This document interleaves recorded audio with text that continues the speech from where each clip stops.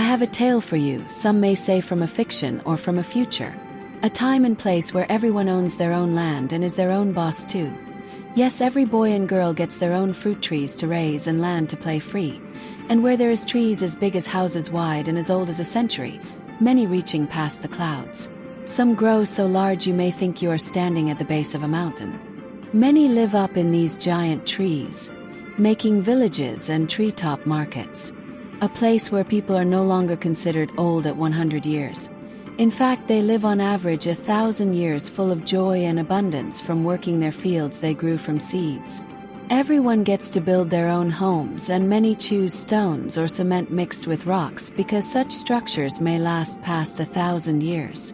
The people had a strong connection with all of creation, nature and the seasons, growing everything delicious beyond your imagination and eating such off the land. Being, as some would call, children of the light, raised to keep true to the code of 10. To respect the creation is to respect the Creator. They all learned to coexist peacefully. They knew not of war or disease or weakness nor shame nor much of pain in their world among the living. The only competing they did was in outdoing each other in acts of kindness. The people spent their time in harmony with one another, helping and building each other up in nature and the rest of creation of their time, leaving the world a better place, gardening and guarding their forests and passing them down along the way. Such a reality that was not severed, cut, like those earlier dimensional generations in the distant past that so easily choose stuff and lazy ways and such, instead of caring for life, and thus lost track of what really mattered and lost their place among the stars for their time. What happened to the old world was the people then forgot to see time full term. So back then, many were stuck in short-term thoughts and views, selfish thinking with a whisper thought of later on good intentions, like they will circle back and care about the rest of us when they are rich later, even though we need each other here and now. So people forgot about the trees. The most righteous were not so wise.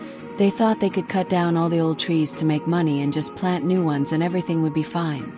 Though that is not how time works with the natural powers. Ancient celestial beings brought full-grown trees to this planet when they shaped and prepared it for self-sustaining life. They intended for the trees to stay here, though without them, the winds had nothing to hold them back or calm them down, so the winds grew in momentum around the earth.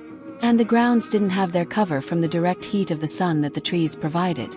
So, the ground dried and cracks slowly grew into earthquakes that grew into bigger cracks and bigger quakes. Many from such a time suffered because of the actions or decisions of a few that decided it was okay to cut down all the ancient giants. When those trees fell, the whole earth heard it. Much of their true history was lost in misinformation or lies, which led to the robot wars. The most powerful robot army that arose seemed to have no leader as they swept across the land, destroying everything of organic life and the people's battle buddy good robots. Many retreated underground to wait out the robots' battery life.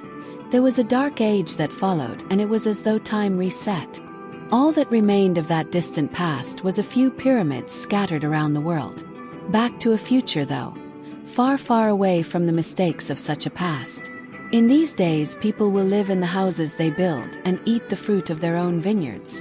There was no invaders to worry about because invaders only existed in a world of scarcity.